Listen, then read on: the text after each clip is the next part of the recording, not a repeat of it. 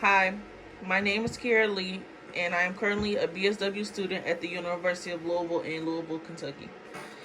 The purpose of my business today is to conduct the intake psychosocial assessment with you and your family to identify your family's needs. This meeting will take approximately 30 minutes.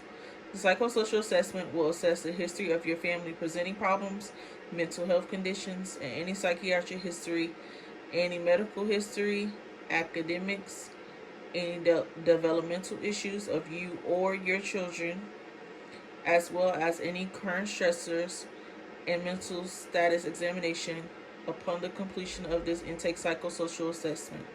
I will use this information to identify how we can best serve you. We will create some goals based on those presenting issues that you have and your current needs, and those goals will be what we work on for the next 90 days. Thank you for being here and taking the time to meet with me today. To start, can you tell me about how you're feeling about being here today? I'm nervous, but also relieved. I've been thinking about going to therapy for a while, but I kept talking myself out of it. I always tell myself I'm fine or that I'll go through it, but lately I haven't been fine at all. I've been crying more often, losing patience with my girls, and feeling like I'm falling apart inside. It's hard to admit that I'm struggling because I'm usually the one holding everything together for everyone else. My mom told me I need to talk to someone, and she's right. I don't want to feel like this anymore. I want to find a way to feel grounded again and to be more patient, especially with my kids. I just don't recognize myself lately, and I'm hoping this can help me start figuring out things. Thank you for sharing that, Sierra. It sounds like you've been carrying a heavy emotional load for quite some time, and it's starting to take effect on different parts of your life. In this space, we'll explore those experiences together and work on finding balance again. Can you tell me more about what's been happening lately that's made things feel so overwhelming? What are some specific moments or patterns you've noticed that tell you something isn't right? I've been feeling completely drained, like I'm running out of fumes every day. No matter how much I rest, I wake up tired. My thoughts never stop racing about bills, my job, my kids, everything. I try to keep up, but it feels like I'm always behind. When I get home, I just shut down. I'll sit and listen or scroll on my phone until I fall asleep, but I don't really rest. I used to be outgoing and social, but now I don't even have the energy to talk to friends. Sometimes I even start crying for no reason. And I can't complain. No, I can't explain it. I've also noticed that I'm more in terrible. The smallest things frustrate me and then I feel guilty to afterwards. It's like I'm trapped in this cycle of exhaustion and guilt.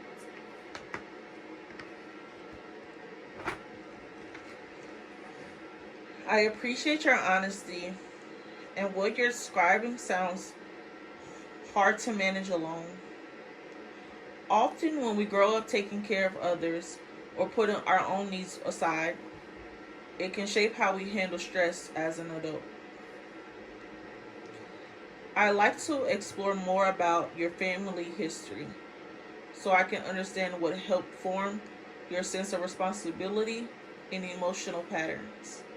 Can you tell me about your childhood and the kind of home you grew up in? How were emotions handled in your family?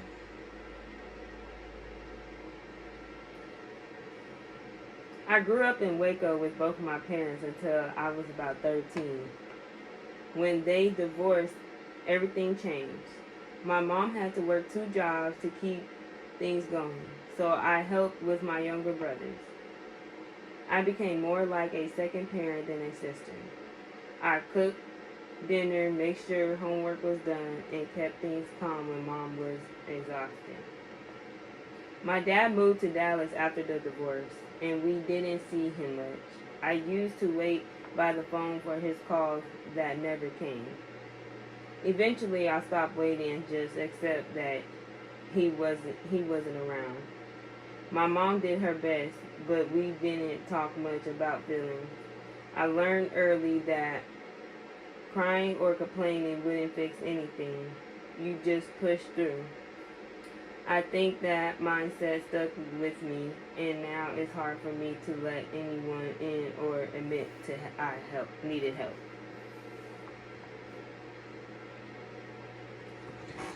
That makes a lot of sense here. It sounds like you've learned to be strong out of necessity, but it also meant you didn't have many opportunities to receive emotional support yourself. That kind of responsibility at a young age can shape how we form relationships later on in life. You mentioned a breakup earlier, and I imagine that's played a role in your current stress. Can you share more about the relationship and what experience was like for you emotionally?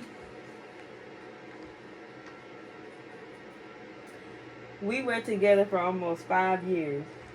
In the beginning, things were great. He was charming, funny, and made me feel safe. But over time, things changed. He became controlling and would criticize me for everything from how I dress to how I parent. He never hit me, but he made me feel small with his words. It started with subtle, what is it?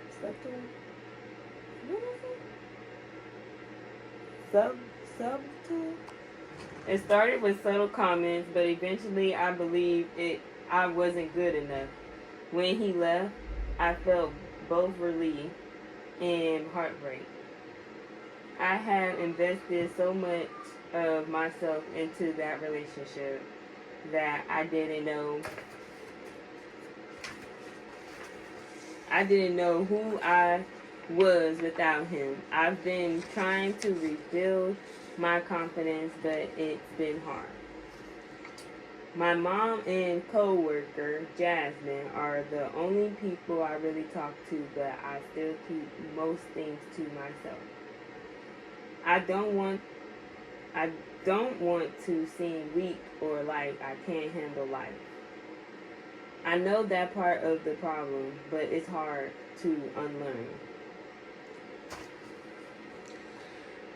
It's completely understandable to feel that way after you've been after what you've been through. Sometimes when we've experienced emotional control or invalidation, it impacts how we see our own worth and competence. I like to talk about your work and daily life because those areas often add to relieve stress depending on the environment. What do you do for a living?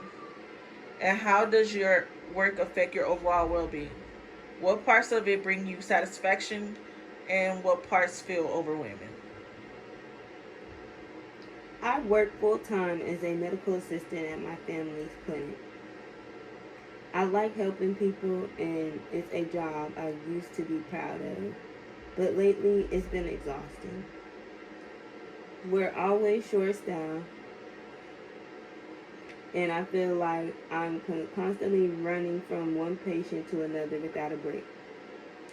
I take on extra shifts to it to make ends meet, but that leaves me with even less time for myself and my kids. The stress has been getting worse. I've started forgetting things, and sometimes I'll zone out in the middle of a task. I know it's burnt out, but I can't afford to stop working. Everyone at the clinic feels the same way. We joke about it, but it's not really funny. I tried talking to my supervisor, but the answer is always we're short-handed. Just hang in there. It's hard to say. It's hard to stay motivated when I feel invisible.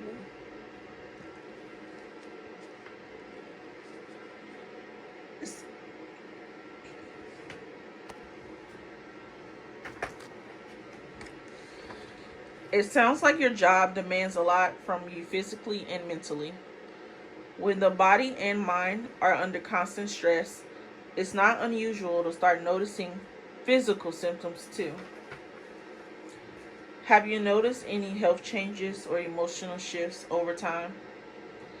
And have you ever received any mental health treatment or taken medication for your mood or anxiety in the past? I've always been re- relative healthy, but stress has defined taking a toll of my body. I get tension headaches, muscle tighten, and stomach issues when I'm exhausted. My doctor says it's probably stress related, but hearing that doesn't really help when it's my everyday reality. I saw a counselor once when I was a teenager after my parents' divorce. It helped me understand that my feelings are valid, but we couldn't afford to keep going. Since then, I've just handled everything myself. I've never been diagnosed with depression or anxiety, but deep down I know that what's going on. I spend years just getting through things instead of actually healing. Lately though, I realize I can't keep carrying everything on my own. I'm ready to work on the things I avoid for too long. Thank you for sharing that, Sierra. Many people in similar situations use certain substances to relax and cope with emotional stress. It's good that you're being open about this. It helps me understand how you're managing everything. Can you tell me a little more about your alcohol or other substance use, if any, and how it fits into your coping routines? Have you noticed any changes in your use lately? I drink wine once or twice a week after my girls go to bed. It's usually just one glass to help me unwind. I used to smoke weed occasionally, mostly when I couldn't sleep or when I feel exhausted. But when I stopped a few months ago, I didn't want to rely on it to feel better. I've never used any hard drugs, and I don't drink to escape, just to relax for a moment. Lately, I've been trying to find another way to cope, like taking baths, listening to music, or journaling. Sometimes it works, sometimes it doesn't. I've realized the relief from substance is temporary, and I wanted something that actually helps me heal, not just distracting me.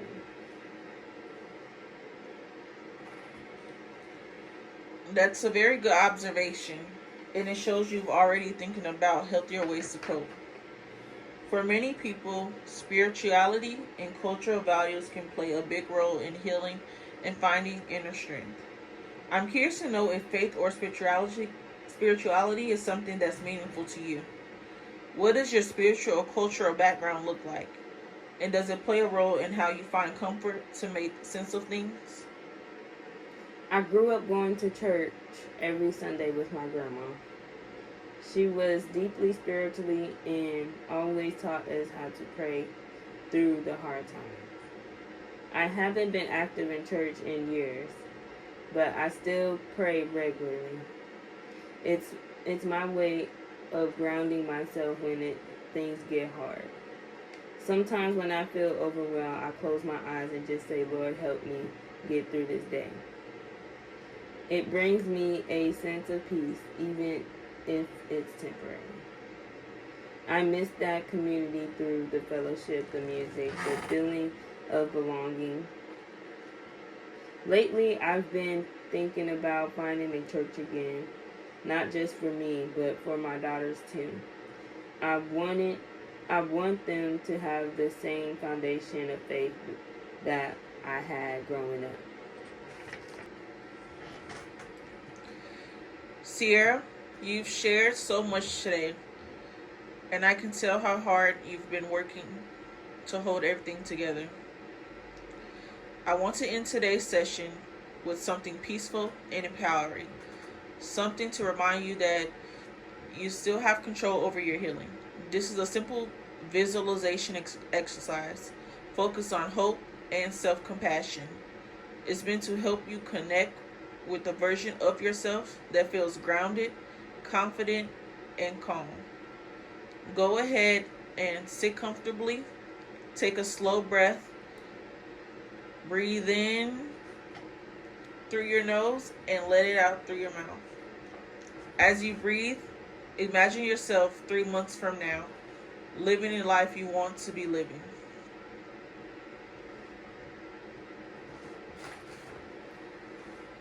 I see myself care.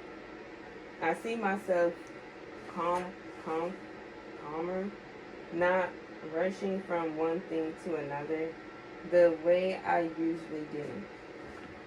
My morning starts quietly, with me sitting by the window and drinking coffee before waking my girls. There's no rushing or yelling, just a sense of peace in the house that I haven't felt in a long time.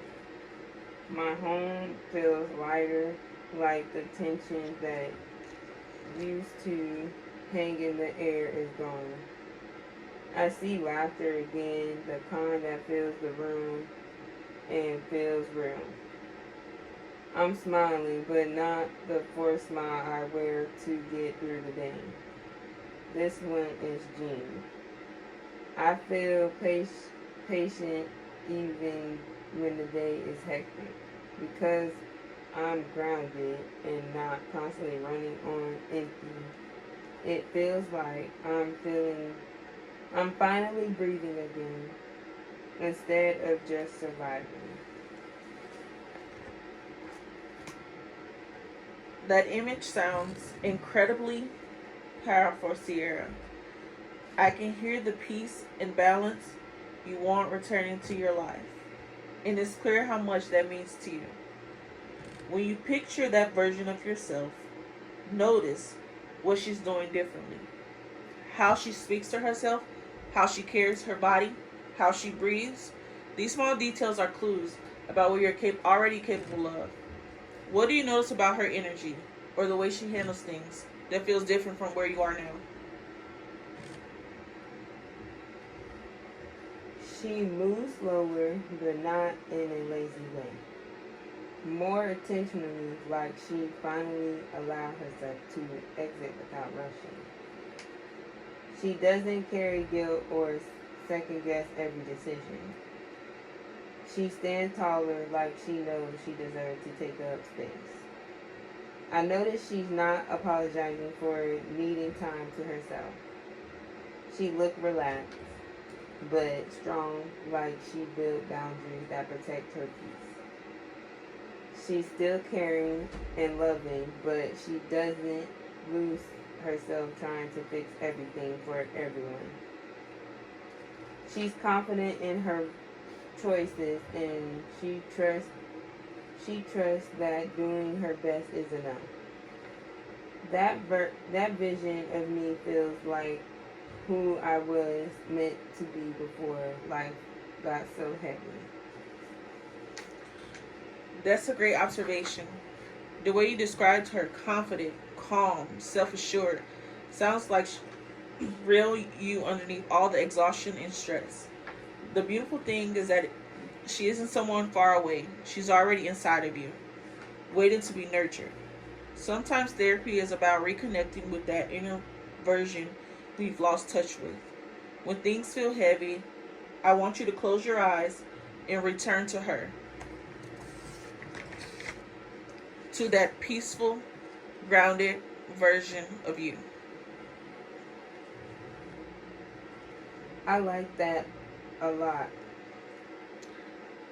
It's comforting to know that she's not gone, just buried under everything I've been carrying. I think I spent so long trying to survive that I forgot how to actually live. When I picture her, I feel something shift inside me, like hope. I realize that I don't have to fix everything right away. I just have to take one step forward her towards her every day.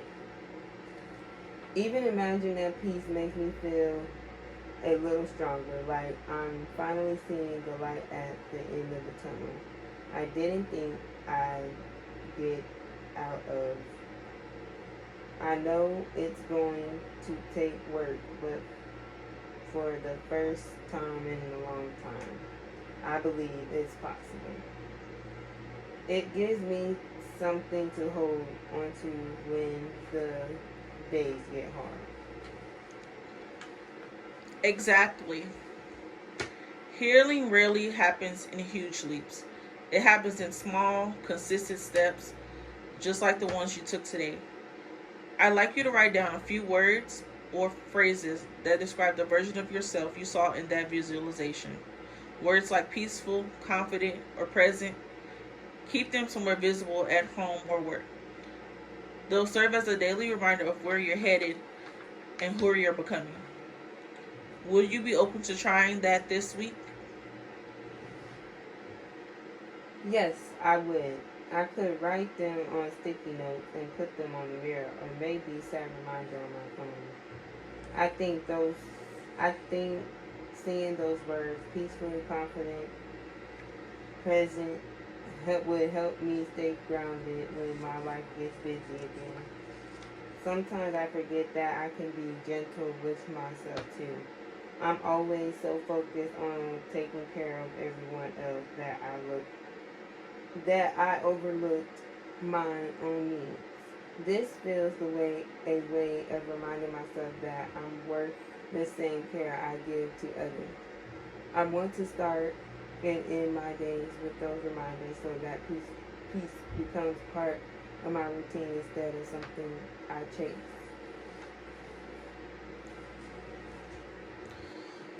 Those are wonderful goals, Sierra. You're beginning to take intentional control over your healing, and that's something to be proud of. I can already see your self awareness growing. You're recognizing your triggers and your strengths all at the same time. Next session, we'll use this vision to start setting practical goals and strategies to help you move toward that peaceful version of yourself. Before we close today, take one last deep breath and tell yourself, I am becoming her. I'm becoming her. That actually felt good to say. It feels like a promise to myself. It makes me realize that the person I want to be isn't unreachable. She just she's just waiting for me to show up for her. I feel lighter, almost proud, even though I know the work has just begun. I'm grateful for this moment because I haven't felt hopeful in a long time. Saying those words out loud makes it real. It's like I gave myself permission to change. I want to hold on to that feeling and keep building from it, one day at a time.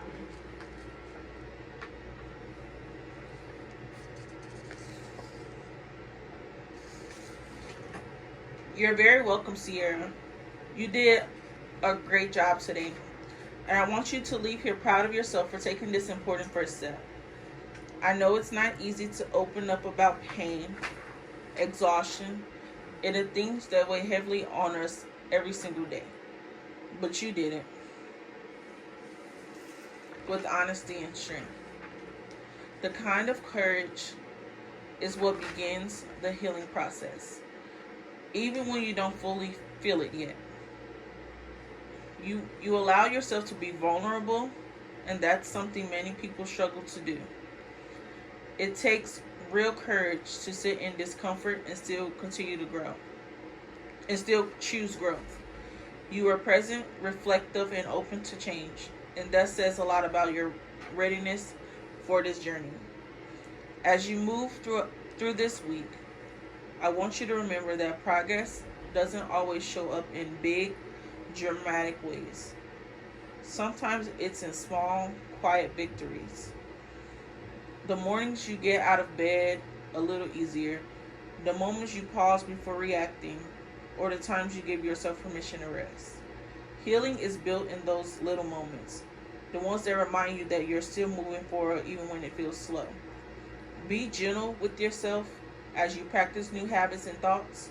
Change takes consistency, not perfection. When life gets loud, take a deep breath and remind yourself of the peaceful, confident version of you that we talked about today. She's already within you, and every small act of self-care helps her grow stronger. I want you to begin to try this grounding exercise each day this week.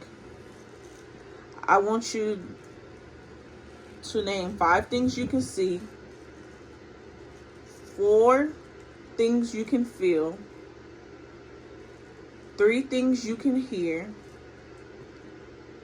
2 things you can smell, 1 thing you can taste. The purpose of this exercise is to relax and slow your mind down after a long day of stress. Between now and next time, I'd like you to focus on noticing those small pockets of calm that appear throughout your day.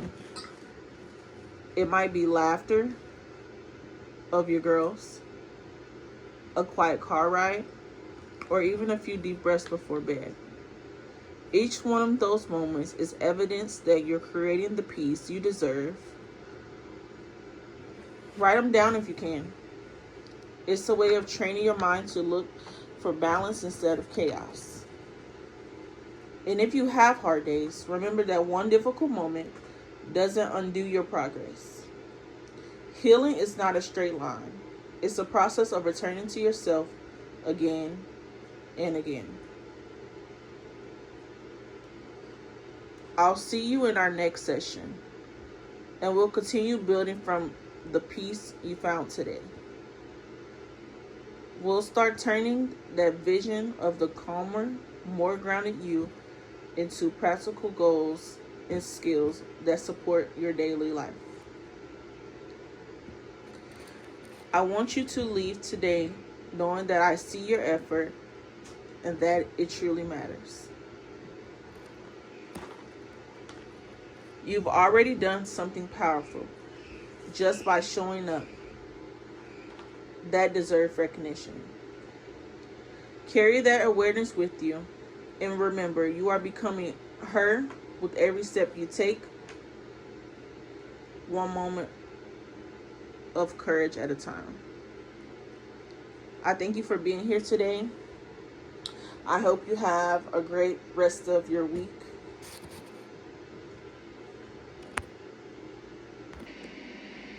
Thank you for allowing me to express my feelings with you today. I hope you have a good rest of your week, and I will see you at some time next week. I will bring my family next week to discuss coping strategies. All right, Sierra, sounds good. I'll see you next week. Get home safe.